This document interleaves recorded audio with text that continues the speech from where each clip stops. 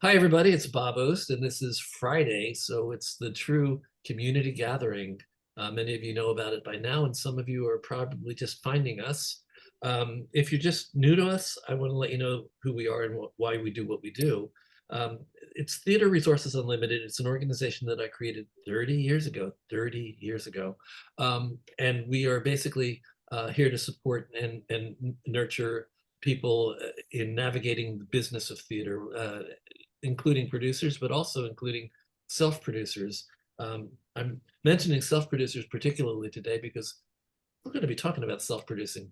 Um, we realized, or I realized, or me and my associates realized many years ago that New York was absolutely filled with a population of artists that really weren't acknowledged or understood, and they were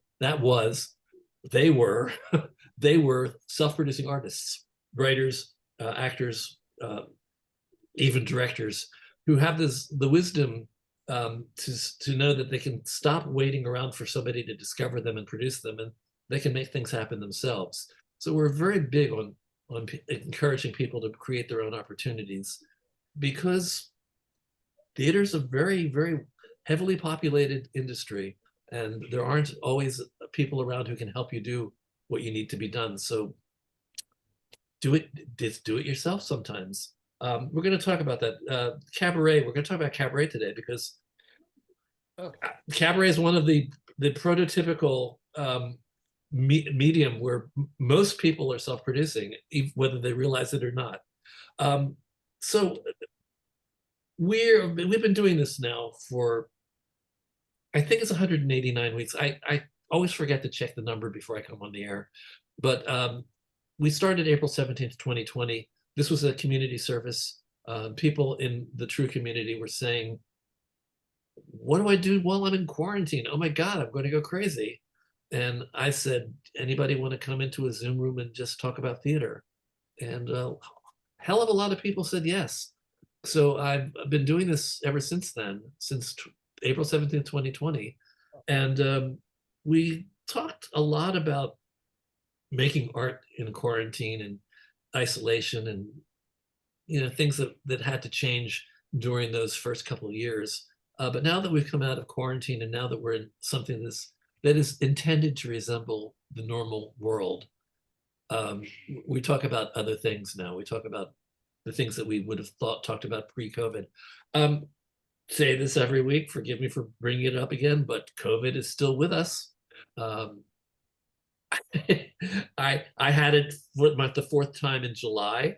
Last week we had 4 people, including my guest Richard Maltby, who are all recovering from COVID. I have people in the room today who are recovering from COVID.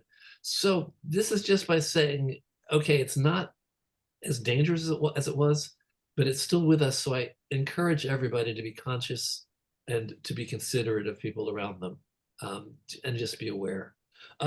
So I'm going to bring Sue Matsuki into the room. See, she is somebody that I've known in the cabaret world for a long time.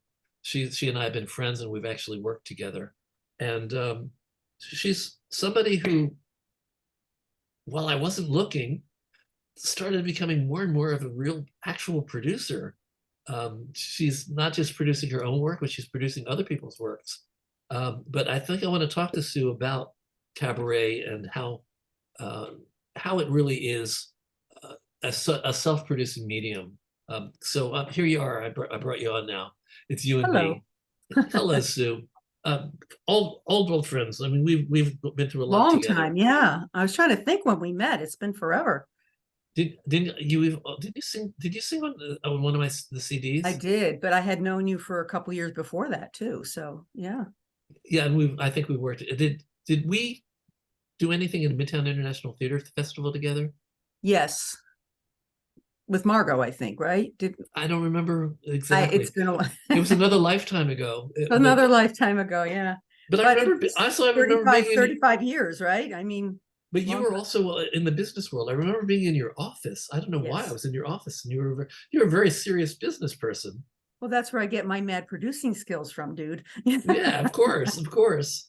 I was a So personal assistant to a mega millionaire and basically ran his life for 23 years. So very administrative and very bookkeeping, and I learned all those skills there.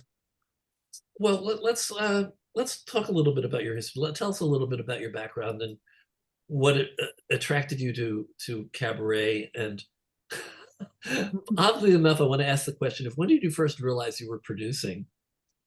Oh, right away. I mean, being a business person, the minute the room asks you to basically sponsor the room or rent the room, you're like, oh, okay, I see what this is.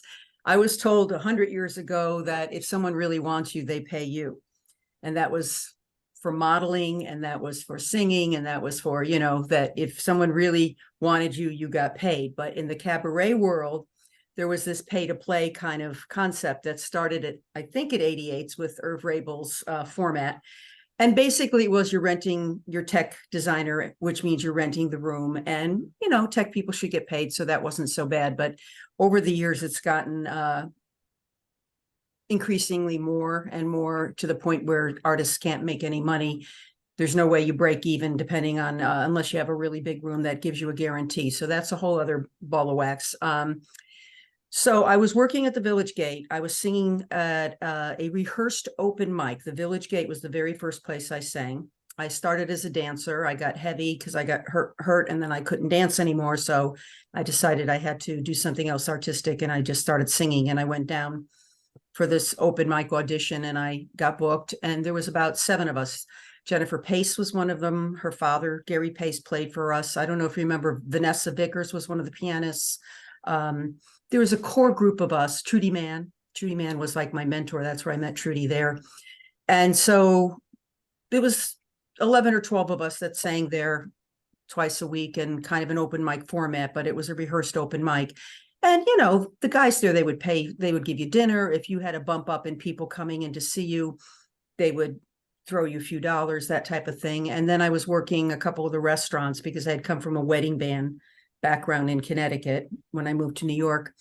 And, some of those band gigs, again, were paid. And if you showed well, you got dinner or you got a tip. A lot of the more connected places tipped very well after you did your set. And if they noticed that there were considerably more people in the room coming in to see you. So that's how it used to work. And then I think it was Trudy or someone said, oh, you should go see Sidney Meyer at Don't Tell Mama and do a cabaret show. And I did. And I went up and auditioned for him, and I was terrible. And I had a vibrato you can drive a truck through because I was so nervous. And Sidney was like, darling, it's just me. Just sing, and he booked me. He saw something in me, and that's how it started. So I knew right from the beginning that if I wanted to do this, I'd have to pay dues and literally pay a little bit for the room. But at the time, it was like $60 to rent the room, and now it's double that. And, this is 35 years ago. So, of course, there's an increase in everything, but it's gotten to the point where it's almost, it's impossible really to make any money in the business unless you do a 54 below, 100-seat room where you can charge a lot of money, which I still don't like to do, even though I have the name recognition. I'd rather have the room full at $25, $30 a ticket than, have 50 people at $65, $70 a ticket, which, And aren't there not different Marilyn May. I mean, that's a Marilyn May price. That's not there are so much. different splits with different rooms, right? Right. And it depends on how much you're willing to charge for your ticket and how well you show. Now, I've sold out 54 below twice, the 2 times I've worked there. So I think I have a little bit of a bargaining chip if I go there again, in that they know that I do my work and I fill the room and everything, but it's a lot of work. It's a lot of work. On the plus side, Sue, in cabaret, although you may not be making any money, you're not spending as much money as all the self-producing artists in theater who are trying to pull together $10,000 to $35,000 to put up a showcase. Absolutely, yeah, and it is a way to self-express, and it is a way where it's a listening audience. Open mics are not listening audiences. You go into a restaurant and your background music, there's all different ways to sing. If you want that moment where people come in and see your art and really sit there and listen to you, you have to consider self-producing a cabaret. It's just part of the package. So what do you think, what would you advise somebody who's an artist, who's a wonderful singer or whatever it is, whatever they want to do solo on stage in a cabaret room. Usually it's sing. What would you advise somebody? What would you say the skills are that they need to? What's the other part of the brain they need to use in order to be successful? Well, you are Successful in this case needs to be defined though, because you're saying that successful is not necessarily earning a living. right.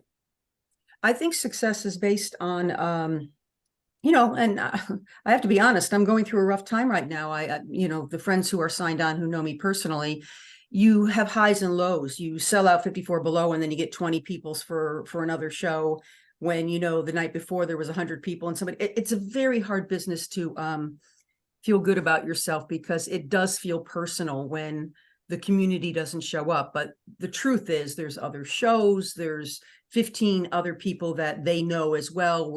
As Sarah Rice always says, we're sharing the same chicken bone, and we're passing the same $20 cover to each other, basically is how it works.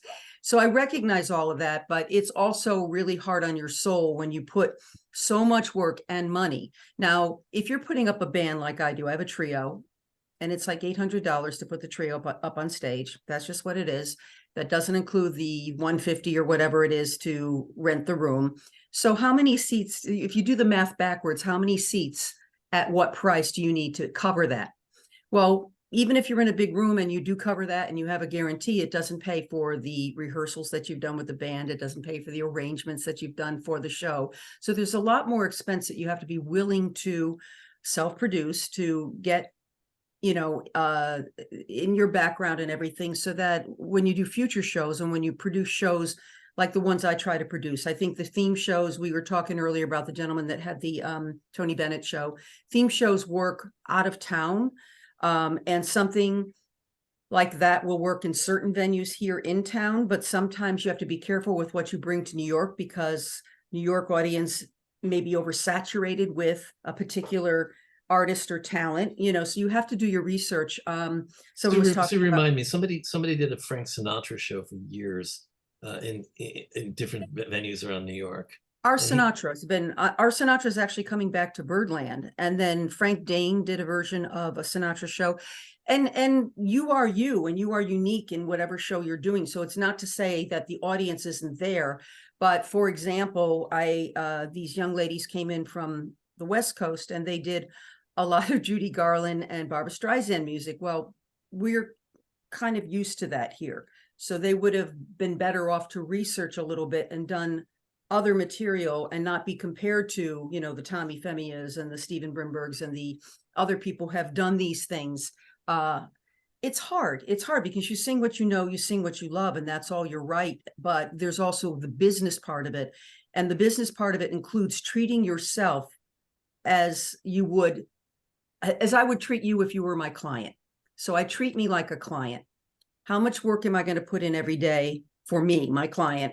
And how am I going to chip away all the to-dos that have to be done in order to get that show on a cabaret stage? And I have a to-do list, and I have I have a formula that I use. It's, that I wrote the book called So You Want to Sing Cabaret. There's a whole section in that book that deals with how to self-produce, specifically how to self-produce and what those numbers mean. One club does let's just say there's 50 people, the room seats 70, but for the sake of argument, there's 50 people in the room, you're charging $20, that's $1,000. And of that $1,000, you have to pay back $150 for the tech. So now deduct that. And then most clubs are doing this $2 or $3 per person thing. So that could be another $250 that comes out. So now what are you left with? And how much is your pianist and everything else to put up on stage? The other formula is the 60-40, 30-70 split, meaning that the club gets the lesser amount, the 30 or the 40%, and then the artist gets the 60 or the 70%. But what happens with that is it's kind of prorated. So if you have up to 50 people, they might do the 30-70 split. And if you have over 50 people, if you have 51 people, then they might do the 60-40 split, because you've done your job and you've filled the room. Where I think they shoot themselves in the foot on the business formula is, and a very popular club does it this way. if I have 25 people in the room, I understand that $3 per person might be needed to help offset the expenses of the staff. If I have 50 people in that room, why should it be $3? Maybe it should be $2. If I have sold out the room, why am I paying anything per person when you're making all that much more money on food and booze? This is the other thing that's come into play with the club serving food. We used to get a cut back in the day when we did those restaurant gigs. Like, again, if they saw a bump up or people came in and said, hey, I'm here to see Sue, they give you like a little envelope afterwards to say, hey, thank you for bringing people into our club. They ate and they drank, and here's a little bit of a thank you to you. Doesn't exist anymore. Now we get charged for that per person charge in most clubs. There's another club, and I can name all these clubs, but you guys know them. Another club makes you guarantee 40 seats.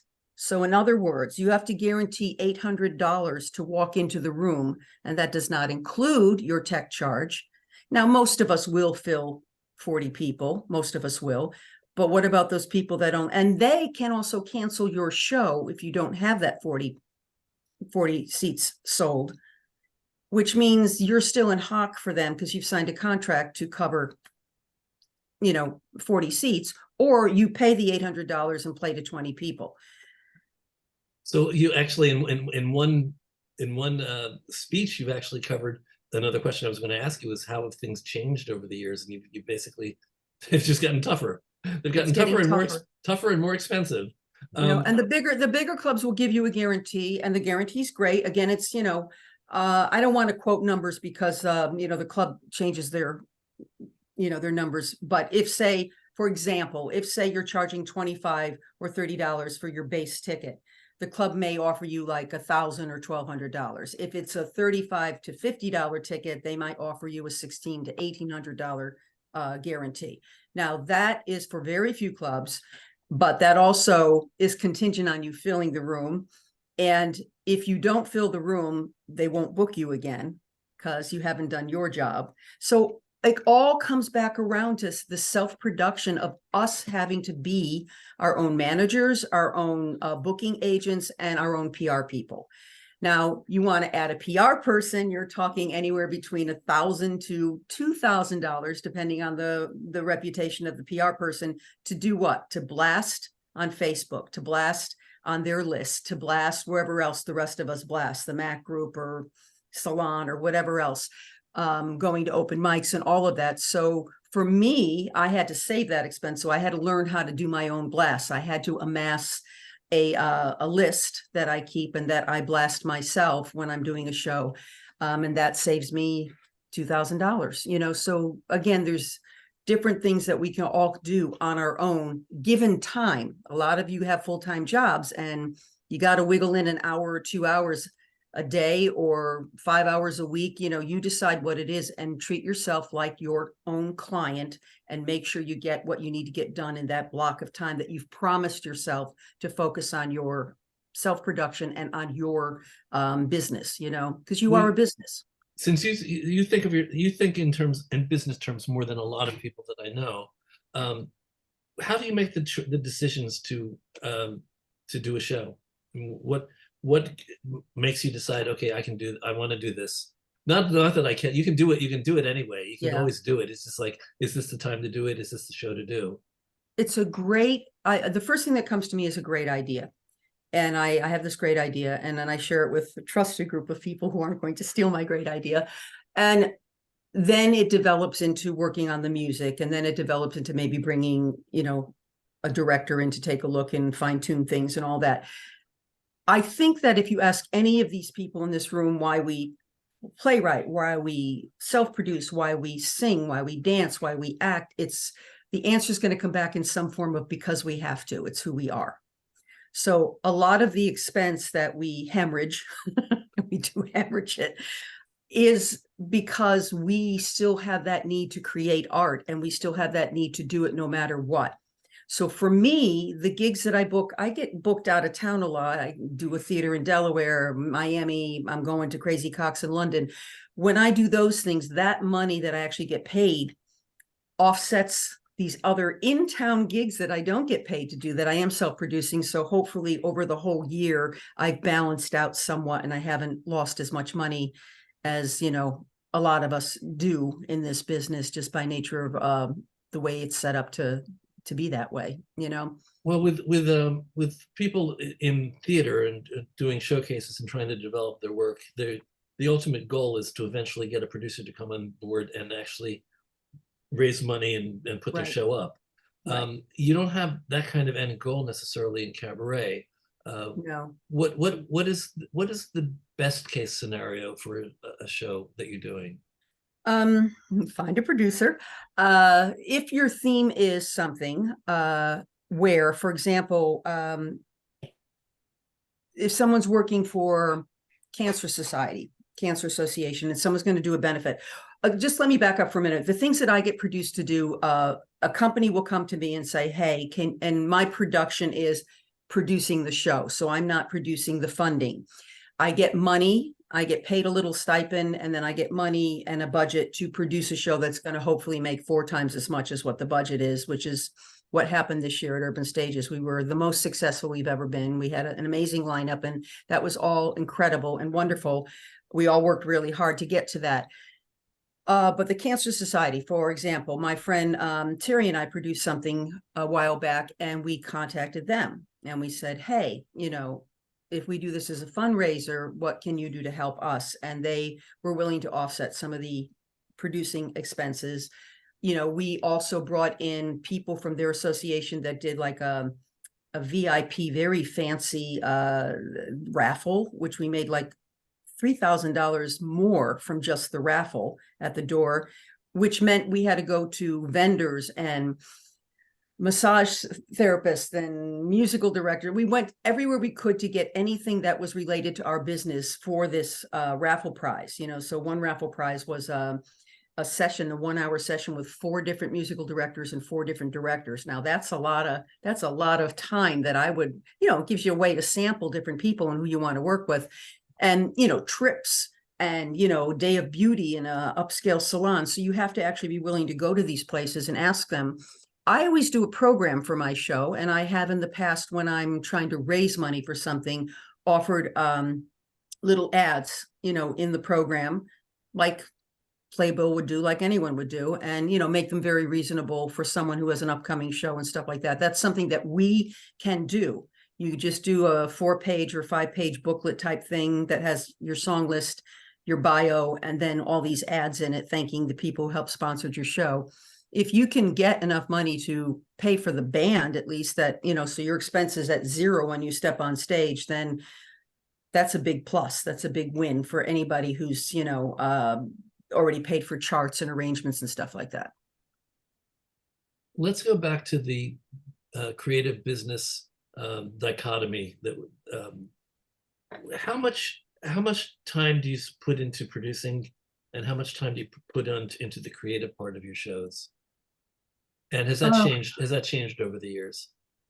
Well, the creative part takes less time because I'm better at it. I mean, I've been doing this for 38, 40 years at this point. And Gregory and I, my musical director and I, Gregory Terorian, have been together. We're going into our 30th year next year. So it's kind of like having a dance partner. He goes like this, I turn left. He goes like that, I turn right. We have a simpatico and a language that a lot of people putting up a new show, trying to find a musical director they have a simpatico with, or a director that they feel comfortable and safe with. That's all in place with my team. So it's taking me less time. I write like a fiend. When I have an idea, I sit down and the whole show's written. I bring it to my director. They redline it for me. We fine tune it, and then we go right into production. So that takes less time for the idea to stage. The producing, for example, Urban Stages, this was 23 shows over 11 days with 137 performers, musicians, singers, and staff. That was a lot to wrangle. You know, people say you cat herd. I said, no, I'm a bunny wrangler, because bunnies jump off in different directions. I've got to bring them all back to the fold. It's a big job. It's a hard job. Had a great team. My friend Katie Nyhazel came on as my assistant, and Frances Hill, who's the director of Urban Stages, is salt of the earth, and she's, you know, crawling on their knees, unplugging plugs and doing everything that I have to do and the rest of us have to do to produce. It's not very glamorous, trust me. You're stocking the bathrooms with toilet paper. Yeah, Absolutely. Don't forget the toilet paper. I'm so fancy. I had I got when to check I had an TV. off-Broadway show Exactly. Well, many years someone's got ago, to do it, right? and Someone's I got was to do getting the toilet paper. Yeah, exactly. I So was it's also not I as was also the house manager. yeah, exactly. Exactly. And then you have to shut off lights at night. I kept forgetting to turn this one light off on the spiral staircase. And, you know, Mama doesn't swear that much, but when she does, you don't want to be around me. And I just forgot to turn the light off. And I was standing on this staircase in the pitch black, just swearing my head off because I was so tired. I just wanted to go home and I had to walk back down that stupid staircase to shut that light off. So, yeah, it gets to you after a while. But those, the people who produce that come from Francis, come from Urban Stages. We have a lot of deep pockets. And I heard that someone had written a check for an additional $5,000 as a donation just because they thought that the level of talent that we presented this year was so high that they wanted to acknowledge that.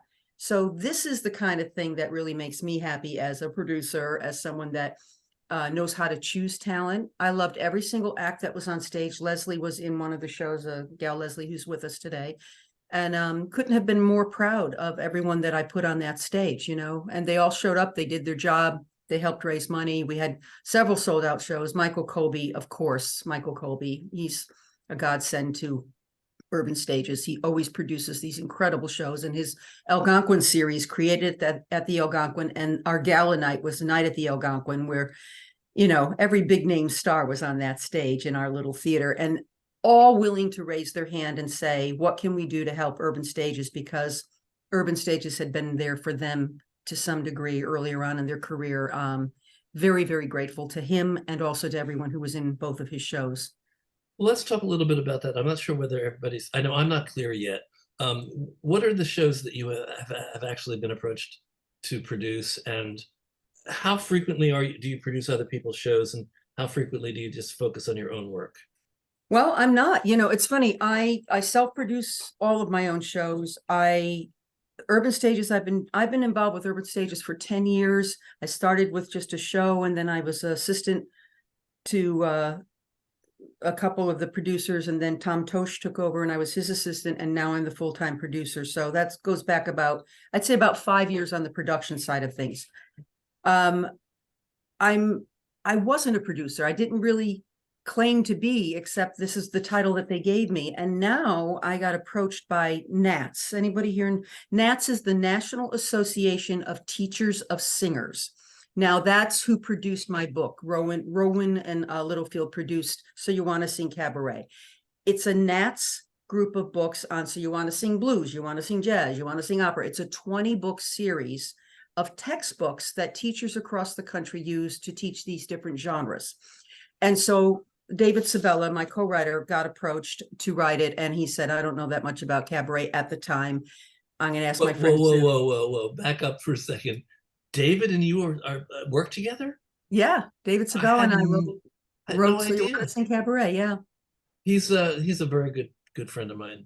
Yeah, David's a great guy. We've worked a lot David together. and I are going to Crazy Cox together. Actually, he's doing Amanda Reckon With, the best name ever for a drag act. Amanda Reckon With. Amanda Reckon With. So I'm going to be in his show in London, and then hopefully draw some of his people to come see me, because I'm fairly new to Crazy Cox. So yeah, he and I are like family. His daughters call me Aunt Sue. So yeah, we're very close. So we wrote this book. He got approached, and this is the first time, and I don't want to disparage men in any way, but this is the first time a man has ever shared the wealth with me the way David did. He went to the publishers and said, she's contributed like more than 50% of this book, because I didn't know as much about this genre as Sue did, and I'd like to make her a co-writer of the book. And they said yes. So I'm now an author thanks to David Sabella. So I'm very grateful for that. But Nats, based on that, David and I did a lecture at their conference in Chicago, and we did the show in the ballroom. We did a cabaret show in like a 10,000 seat ballroom. I don't know. It's kind of like, I remember Betty Buckley doing a cabaret show in this big room, and I still felt like she was very personal. So I tried to keep that in mind, to try to keep it personal, even though it was this great big ballroom. And we kind of showed what cabaret was because nobody knew what the genre was. This is a teacher in Iowa. She has no idea what cabaret is, right? So she gets the book, she learns lyric connection stuff and all the lectures on from all the great cabaret singers and everything. So bottom line is Nats then approaches me to help produce their semi-annual,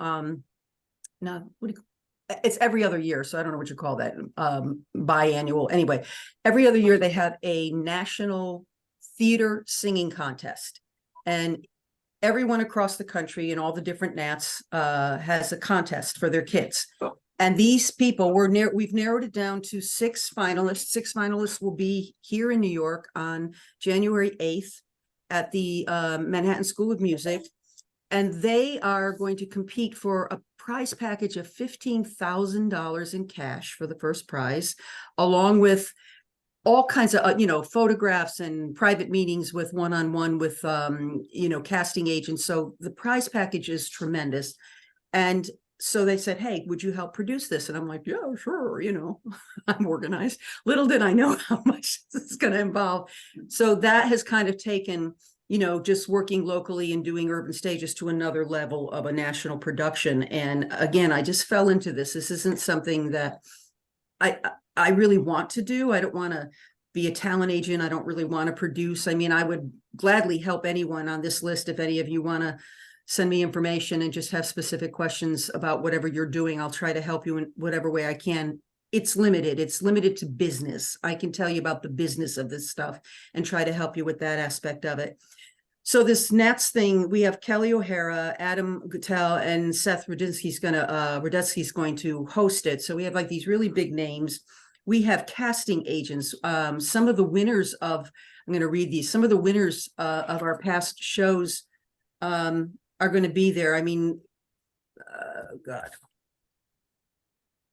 The guy that plays Aladdin, Lindy Janeco on Your Feet, Jacob Keith Watson was in Phantom and Hello Dolly and Carousel, Lauren Carr, New York, and Bad Cinderella. These are all past winners who actually came here, won the prize, were able to live here for 6 months to a year, and then auditioned and got a Broadway show. So this is pretty big in what these National Association of Teachers are doing to help sponsor specifically music theater. They have another division that does opera music. They have another division that does, pop music. So throughout the United States, but this one is happening on Monday, January 8th. And if any of you want to come, it's nats.org/gala finals.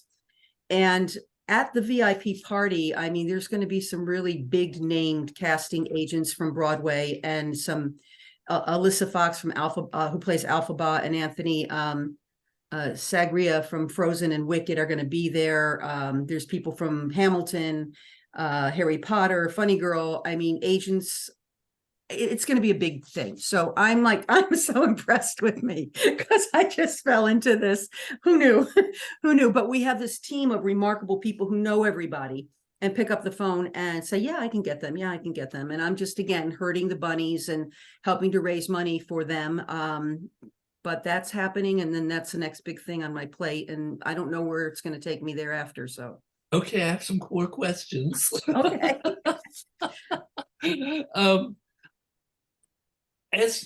Do you think that you've learned more about producing over the years, or did you already come into it? Like when you first started, because of your business background, did you already have a business head, and did you already understand producing, or how has your approach to producing changed, if at all? I get more angry at how much money I lose. There you go. Okay. In the beginning, you're establishing yourself, you're paying dues, literally paying dues. You want to sing, you want to make your name known. You say yes to everything. You volunteer to be on a guest star in someone's group shows. You offer your talent for urban ribbons. You do everything you can to get seen. Once you've established a certain name recognition, as I believe I have at this point, I get more annoyed when I see my bottom line not reflect bodies in the room, or at least reflect the business part of me that feels wrong about paying to sing. You know what I mean? You have the talent, you're bringing in a band that gets paid. You're bringing in a room full of people that eat and drink, and you're the only one walking out without any money. Have you ever noticed what attracts your audiences more? I mean, is there any rhyme or reason to it? And also, as a just a general observation, can you talk a little bit about what you think is more attractive to audiences when people are putting together the shows? I'll tell you one of the things. One of my things. I had a thing when I was involved in the cabaret. I like to give shape to the shows. I got a little tired of just bunches of songs that were being sung. I wanted to know, why are you singing this? Right. And that's one of the reasons I started directing in cabaret. Right. And one of my things that I did was I used to shape the shows and give them a dramatic arc. Yeah. Do you I think that agree with that. matters? Oh, absolutely. I think, the only show I did that didn't have, I don't want to even say a theme, but have a shape. I like the word shape, that had a shape to it, was a song called A Pile of Tunes on the Side of the Piano. And it was literally that pile of tunes that we all have on the side of the piano that we are going to get to someday, or that we're going to put in a show someday. So of course, none of them had made any sense together because they were just a pile of tunes. And I did a show called A Pile of Tunes on the Side of the Piano, and it worked. And it worked because it was silly, and everyone in the business knew what it was. Everybody knew that they all had that same pile someplace, Did that one sell well? Did you have It did. And I think that, again, there's a whole formula in the business world about how far back you should start to promote your show. 2 months out, maybe even 2.5 months out, you do these little teaser things, if it's a Ella Fitzgerald show, you put up a little clip of Ella singing, and just, nobody can sing like Ella, but, find out why Ella means so much to me in my life. And so you put out these little teasers, and then you put out a hold the date. My Ella and Me show has been booked for blah, blah, blah, and then as that hold the date gets closer, you keep changing the language to say, seats are going fast, so you have to kind of keep up. Again, you have to treat yourself like a business, as if you were your own PR person doing your own PR, and put up things that aren't just come see my show. Every the exact same postings everywhere. We have Instagram, we have YouTube, we have all these other social media things that you can do funny things. You can interview someone like this, you can do a little video. Natalie Douglas does this all the time. Hey kittens, or hey kids, I'm doing a show at Birdland, and she'll just talk to you, and you want to go see her because she's a nice lady, she's fun, she's cute, so there's a lot of other ways to start self-promoting that is tenacious but not aggressive. We all know that aggressively tenacious self-promoter, and they put you off. So it's a fine line of being pithy, being funny, telling what you have to offer. I think shows that have a shape, one of my best-selling shows is a fairly new show. It's called This Broad's Way. That one's getting booked everywhere, and it's Broadway tunes done this Broad's way, and we've jazzed them up. But the big thing, the big arc for that show is it's Broadway songs that have been sung in a certain Broadway context and format, done completely in a cabaret format. It's a personal story, and then there's a 3-song arc of 3 songs that don't have anything to do with each other, but they make sense in relation to how I've set them up. I don't like self-indulgent shows. I think you get one Hi, I'm Sue Matsuki show, one show that's autobiographical, and then nobody really cares. Roy Sanders said that a long time ago. Roy Sanders, a really great reviewer. He goes, you get one show about yourself and then nobody cares. Find other things to sing about. Why? Was the song your grandmother danced to at her wedding? Why does it mean something to you? And this goes, again, not to plug the book, but the book's fabulous. But in the book, we talk about why you choose material, what personal connection you have to the lyrics of a song. I'm so happy to hear you say this, because those of you who don't know, a dear friend of ours, Vicki Phillips, passed away 2 weeks ago. She was a cabaret diva, and I was one of her main collaborators, I think, over the years. In all the fabulous ways that you call someone a diva. Oh yeah, she was. She's just never without a sequin. She's always had sequins. And I used to work with her I used to push her a lot in rehearsals about, I understand you like the song. Why? And then then it was like, no, I said, I would go, there's got to be something a little deeper than that. I would push her. Often I would push her to cry at rehearsals. Mm. But we would finally hit what it was that was genuinely affecting her about this particular piece of material. And I'm glad to hear you say that, because that's how I work with people. There's this older woman I taught up at OLLI, the Osher Lifelong Learning Institute. So I taught for senior citizens. I taught at a cabaret class up at UConn in Connecticut, my hometown. And there was this little old lady, Alice, in a wheelchair, and she was singing Autumn Leaves. And I said, Alice, I said, why do you want to sing that song? Well, it's a nice song, and Nat King Cole, I love the song. I said, yeah, but why are you singing it? I said, let's think of something. She goes, well, I remember looking out my window and seeing my son playing in the leaves. And now I can't stand up and look out of the window anymore. And I was like, sing. And she just sang. And wherever she went with what she had just set up verbally to us in class, there wasn't a dry eye in the house. It was so beautiful and heartfelt and different from the first time she sang it. So those of you who direct, I don't direct that much, once in a while, but this is what you need to help your singer find. As singers, this is what we need to find, what it means to me. And quite frankly, I sang this song, Almost Over You, Sheena Easton, and my friend Trudy Mann said, oh, honey, we don't need to know that much about your relationship. And I was like, I don't know what you're talking about. I was singing it from a perspective of being a very overweight woman, singing about chocolate, about my addiction to food. So I'm saying, I'm almost over. And it was powerful because it was about something really meaningful and powerful to me. The audience didn't need to know that, but it translated to her as a problem in my relationship. And she was uncomfortable with how true it felt. And I said, maybe she's having a problem in her relationship. And I don't care where you guys go when I sing. I want you to go someplace, but you don't have to know where I'm coming from. I have to be true in where I'm singing it, and then it will go into you in whatever way it goes into you. Maybe it's about your dog, that you just lost your dog. Doesn't matter. As long as it makes you feel, I feel I've done my job, you know? Well, I'm glad to hear that, because that was my method of working with cabaret people as well. Mostly Vicky, but there were other people that I worked with. I don't do it anymore. I don't have any time to do anything but run through. Well, we're all grateful for you for doing that. Do we have any questions of people? I mean, that we've gone over. I mean, there's a lot, and I'm sure I'm missing 100 million things, but if you have any specific questions, let us know. Yeah, everybody, feel free. Ross, I think there are maybe one or two things in the chat that could be addressed.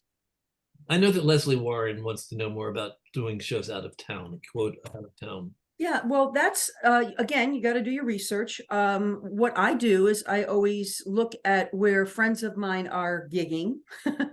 And then I don't ask them for a referral. What I do is I call the theater and say, hey, how do you submit to be considered for a show there? And they usually put me in touch with the name of the person. And the best thing to do right now is to create what I call an electronic press kit. It's a 2-page electronic thing that has your bio, your quotes, where you've played, accolades, and then on the back, I can send a sample to anybody who wants one. I'm at Matsuki at AOL.com. So if anybody wants to see a specific of what that looks like, I'm happy to send that to you. So electronic press kit. And then what I do is I set up an email that says, hi, usually in the Ray, you want to be very specific. So book Julie Wilson and multi-MAC award winner Sue Matsuki, or something that lets them know I'm looking for a booking with a little bit of ta-da. And then I say, I've heard so much about your club. I'd love to be considered for a spot there. And then I link my sizzle reel. I have a, sizzle reel should be anywhere between 2 to 4 minutes. No one's going to stay for the whole 4 minutes unless they really like what you're doing. 2 to 4 minutes is enough for a sizzle reel. And then maybe you want to do one ballad and one swing, if that's what you do. Or, in Mila's case, maybe you want to do a Peggy Lee tune if you're trying to book that show. Be specific to what you're asking for your show, to book your show. And then your electronic press kit. That's all they need initially.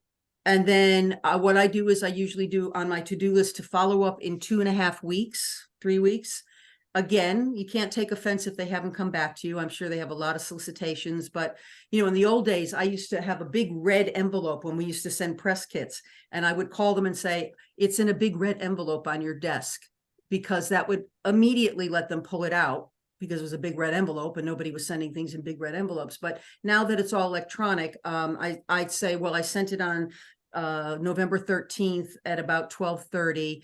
Maybe it's spammed out. I would love to have you take a look at that. Let me know. And, so you follow up. And thereafter, if you don't hear from them, I usually give them one more chance. I call them and say, do you have anything for next year or whatever? Or if anyone cancels and you need someone, I have all these shows that I can do, at a moment's notice. And I can. Now, if you go to my website, my list of shows, I have, this is another thing that's a good tool for those of you who are doing websites with, our friend here who's doing websites with Jay, or is it Ross or Jay? Ross. Jay's doing the websites. Okay, so if you're having Jay do your website, you can take a look at my website, sumatsuki.com, and specifically, you can see my electronic press kit there under it says it's pretty self-explanatory. But if you go to my list of shows, I've created, this is another part of branding. I created a postcard that the front I use all the time. Now, the front for this Broadway is me with my arms folded this way. The front for my Happy Holiday is snowflakes with my band. The front for my Julie Wilson show is me looking at Julie Wilson. So you create an image and a brand for what the show is on the front. And then whenever you book that show, you just have to change the back of the card. So you don't have to pay for double. You're creating a brand of what that show is. So that's a big savings right there. You just change the language on the back for wherever you're going. You can send that flyer front to the theater to say, look how professional I am. I even have a set menu for, all these shows that I'm doing.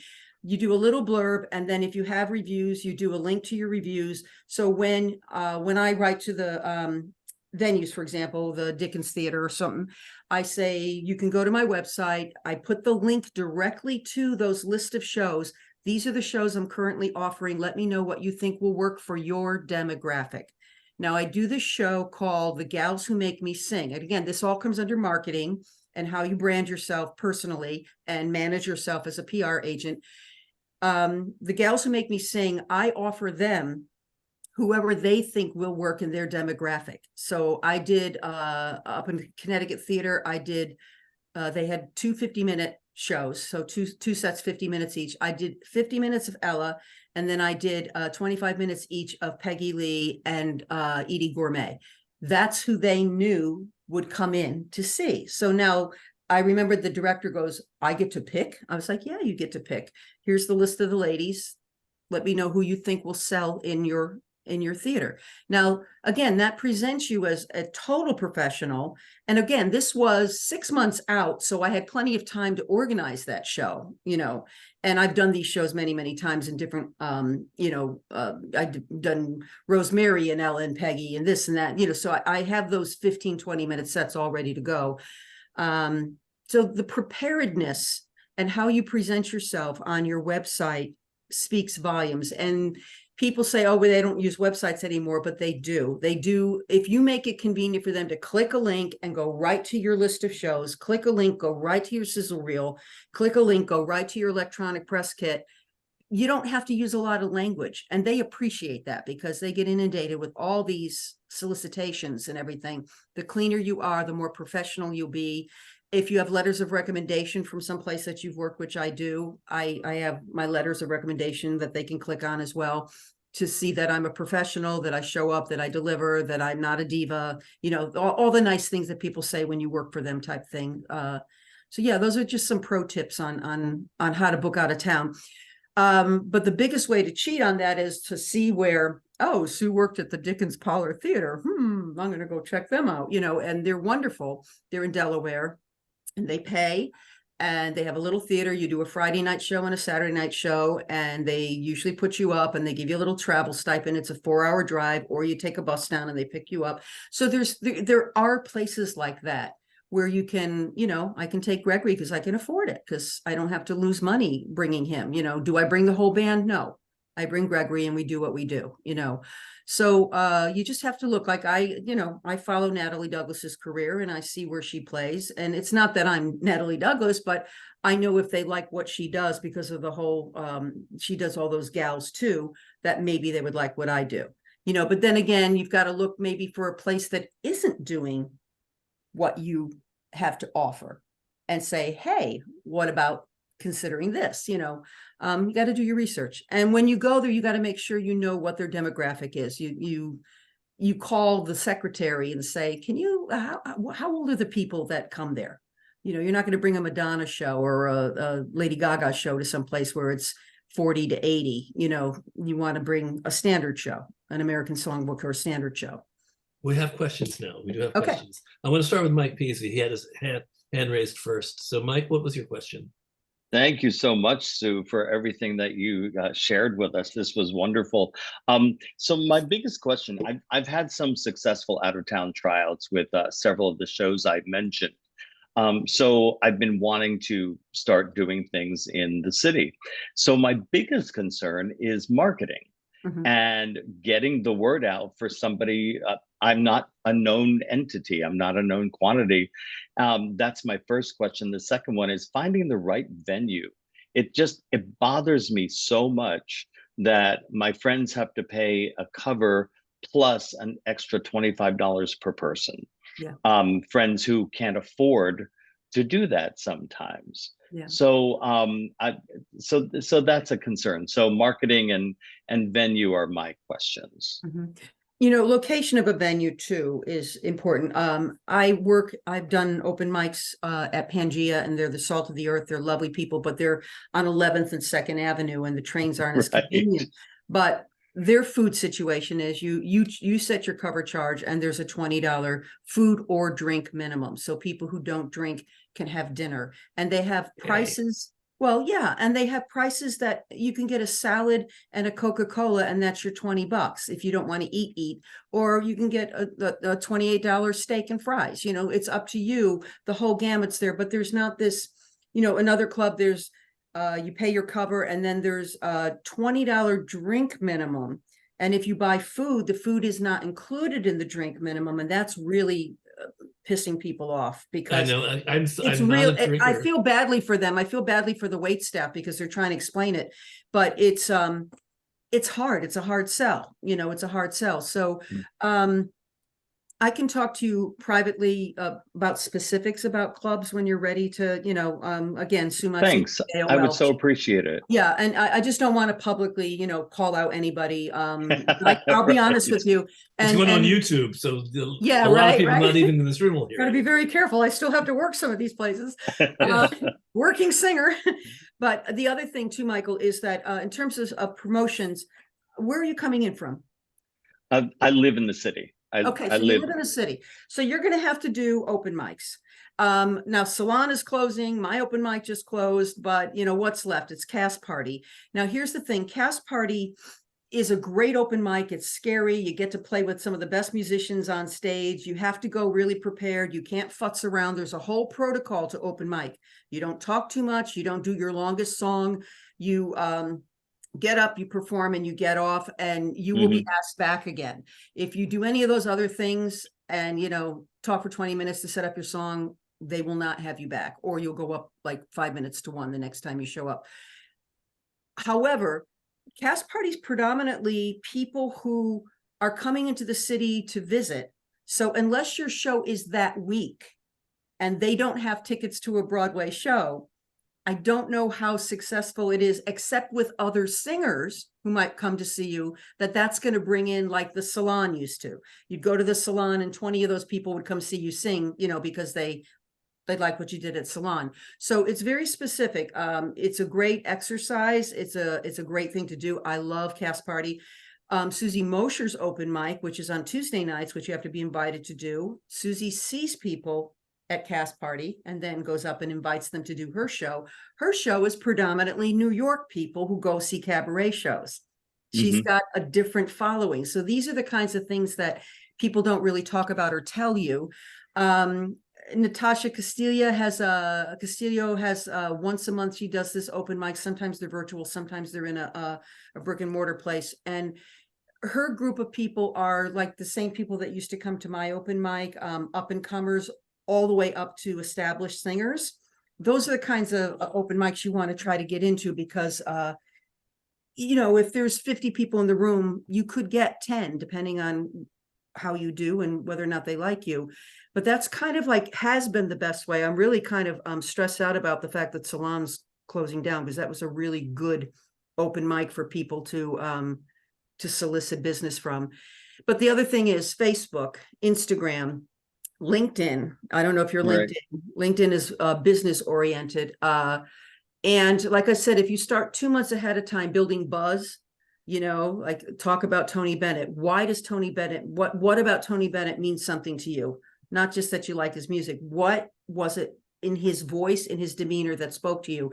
Write about that a little bit. Let people know ahead of time before you actually hit them with, come see my Tony Bennett show. Why am I going to see this guy's show? I don't know.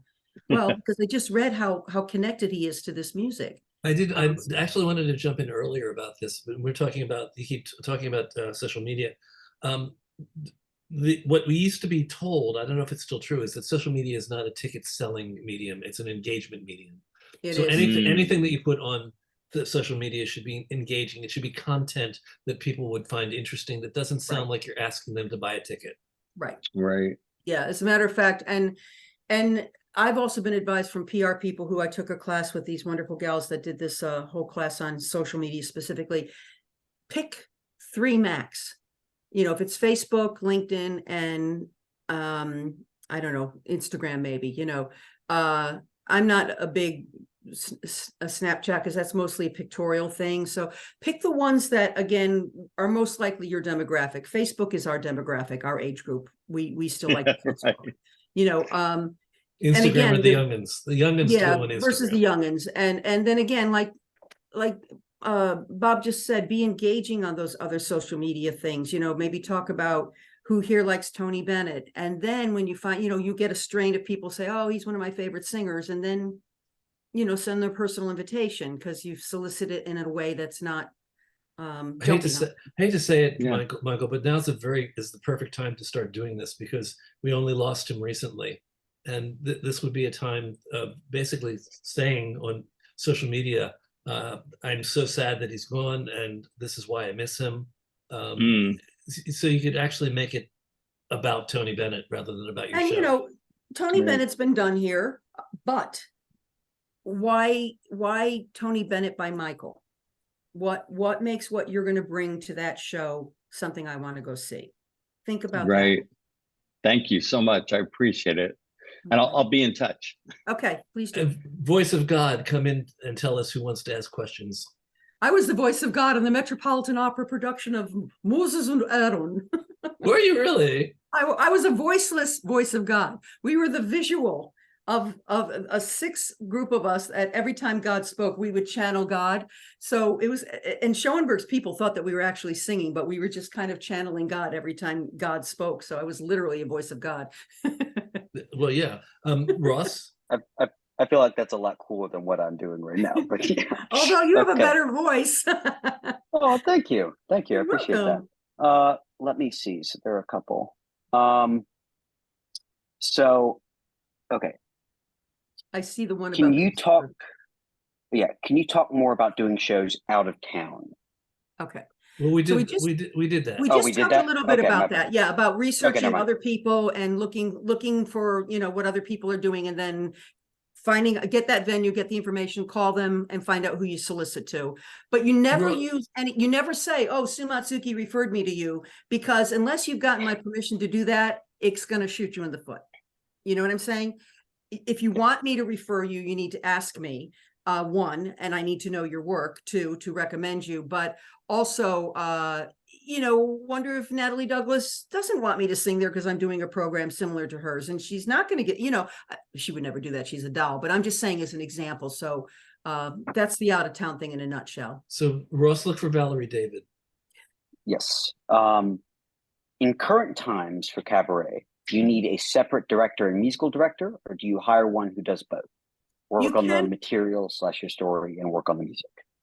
You can. Some musical directors are also pretty good directors, but even they will say that once you start in production of a show, you need that extra eye on the outside to take a look at you, to keep you from your bad self. You know what I'm saying? So when you get good at this, you don't need a director to be there for every single session. What I recommend is you look at people's shows and you say, oh, that was directed by Lena Katrakis. That's really great. Or that was directed by Jeff Harner. That's really great. So kind of glean who you think are the directors you might want to work with. Barry Kleinbord. I mean, there's Bob Ost. There's several Not that are just anymore. wonderful. They'd be glad to have you. So what I do is I start with the music, the concept, I write the script, I bring it to my musical director, I start working on the tunes and the arrangements. When I'm ready to kind of like show my director, who I work with Lena a lot, Lena Katrakis, I do a Zoom session with her. We read through the script. She knows most of the music I'm doing, or I'll sing a bit for her, or I have tracks and I sing it. She redlines the script, she fine tunes me, and she goes, when you're ready to put it up in front of me, I'll come in. Now, this is a unique circumstance. This is someone that's been doing this a long time. This might not be for everyone. You might have to have your director come in a little bit more often and shape your show, as Bob was saying, really shape your show if you don't know what you're doing. If you're someone that does know what you're doing, they can come in, you run the show, they give you notes. They come in right before maybe the band rehearsal and they fine tune everything and block you, and then you're done. So you don't, if you're not new to the game, you don't need someone there every single time. You might want to use your musical director temporarily until such time that they start performing with you, and then you absolutely need that outside eye to take a look at you. What do you think, Bob? I think you hit it right there.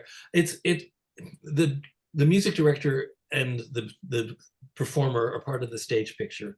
The music director is not seeing the show from the audience. He's seeing it from a piano.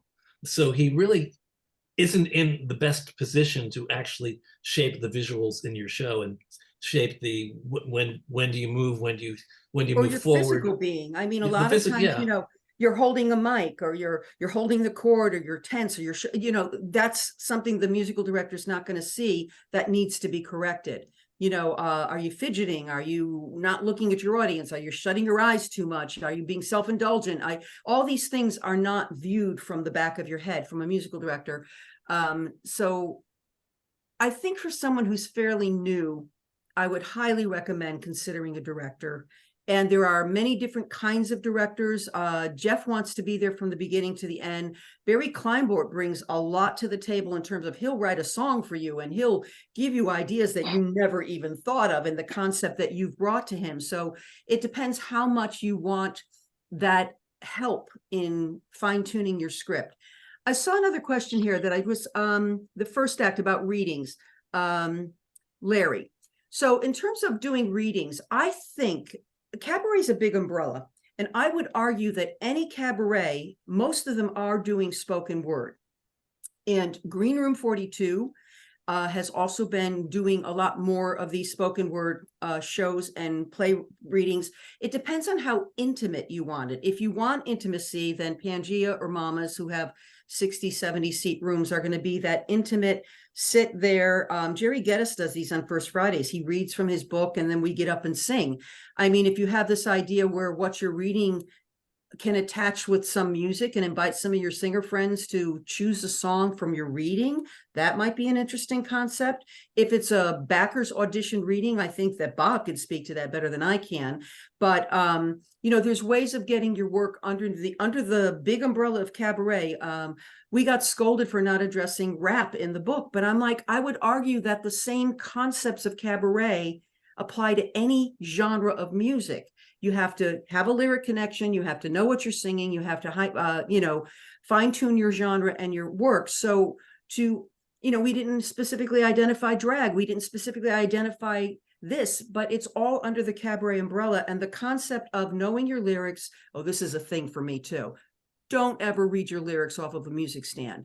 I will walk out of your room. I used to review, and if I saw that, I wouldn't review you. And there are some established singers currently who are doing this that I'm shocked by. Your job is to know your lyrics. That's your job. You're getting paid. Now, whether you're walking out with money or not and paying the man, that's not my business. But You are, if you want to be the professional, considered a professional, know your lyrics. As a producer, the person that read the lyrics in my winter rhythms, I might not ever consider booking them again. And it's because I have a bar of a level of talent that I want to make sure is maintained for the run of a show.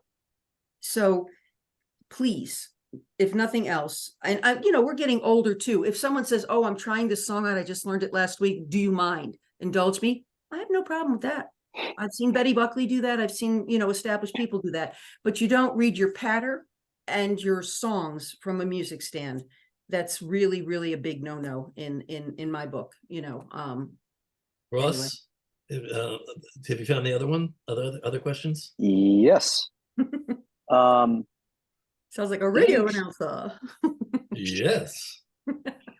Any experience with reaching out to producers for backing for the quote unquote next level? That is our principal purpose in putting on our limited run show at Don't Tell Mama. Hmm. If so, particular advice. Yeah.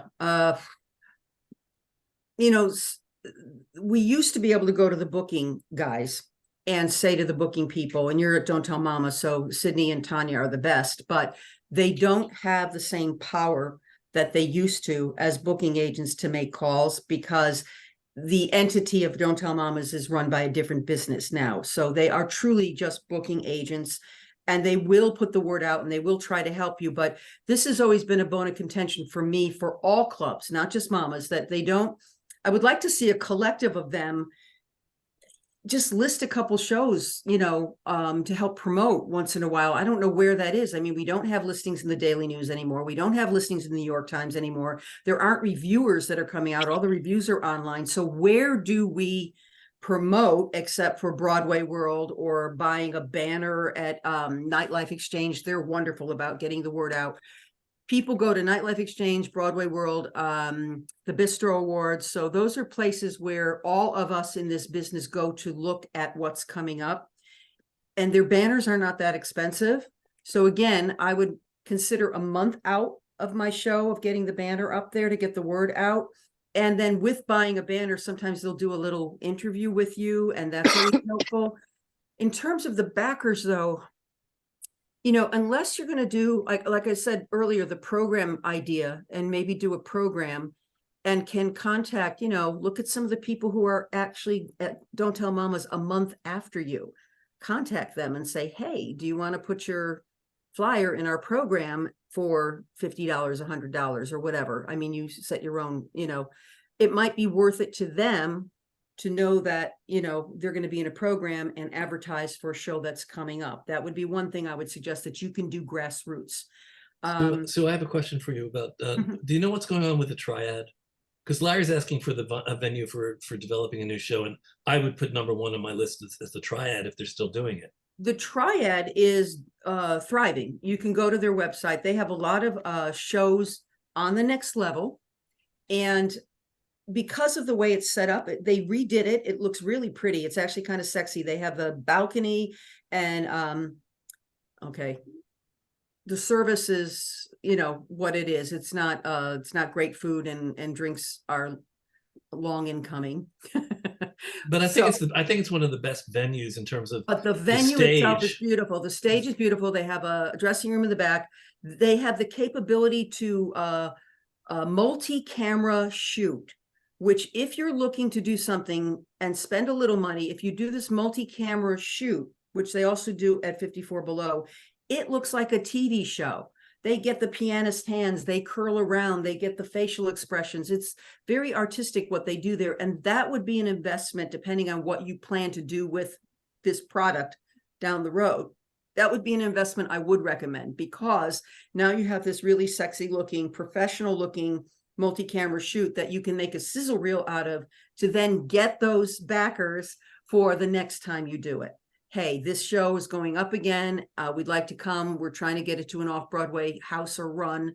And you have a sampling, a really nice looking sampling that looks like you spent money, and you did, but not as much as you would think, because it's all set up at the Triad that way. So Well, Michael, you're doing good things there. Michael DeCatana does not recommend the triad, but for many other reasons, though, maybe not for the service, but for other There's reasons. there's two different booking ways to go into the triad. You want to go to the original bookers. So I have a feeling that has something to do with someone's concern about it. So there's two different ways to book there. Ross, are there any other questions? Because it's time for us to end.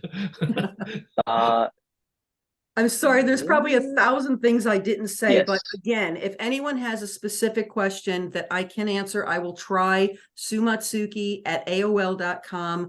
You can go to my website too and connect. I mean, however you want to connect. I'm very happy. I'm actually free for the next couple weeks.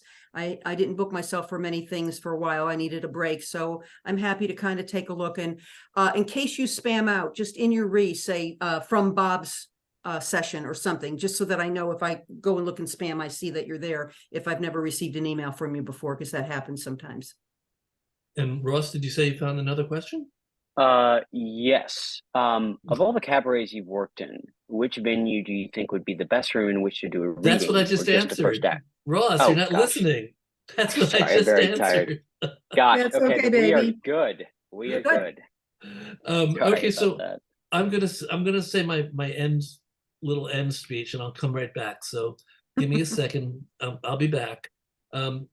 So I want to thank everybody for being with us. I want to thank Sue Matsuki, old friend of mine. I mean, I just it was really funny that I just looked at what she was doing. I'm going, she's producing. I have to have her on my show, because that's what we do here. We talk about the intersection of art and business. That's what TRU's mission is in some ways. So thank you to the community for coming in and being with us again on this New Year's Eve weekend, on December 29th of all things. And I hope you'll be with us in the weeks to come. I'm still putting together my January schedule, but I think many of you know that I have John Malpete coming in on January 5th, next Monday, from the Los Angeles Poverty Department, LAPD. He's a community service theater company that actually engages poor, very underprivileged neighborhoods in theater, and engages them and engages the community in his work. And that's one of the themes that we've looked at over the past 3 years: community and theater, the crossover between community and theater, and how theater serves community and community serves theater. So join us for that. We're going to have in January an introduction to the producer development and mentorship program. Date is probably going to be January 19th. I have to confirm it. And we're going to also have Blair Russell and an associate of his are going to come in January, and they're going to talk about using AI in theater and how they've started using AI in theater. So just stuff from all over the place. If there's a topic that you want me to cover, let me know. Just email me. Actually, if you want to be in the room and you're just discovering us on YouTube or on the podcast, email me, because I can get you in the room. I know people. TRUNLTD@AOL.com. It's TRUNLTD@AOL.com. Email me. I'm easy. I'll invite you for the rest of your life. And if you want to support us, this is the end of the year. It's 2023 is coming to an end. This is the time when we try to get last minute tax deductible donations from our audiences and our supporters. We have a $12,000 matching grant, but we only get the grant if we can match what you give us. So if you can go to trudonate.org, trudonate.com, actually, trudonate.com, and give us some support, we'll actually have that doubled by the grant that we're getting. So Happy New Year, everyone. See you in 2024.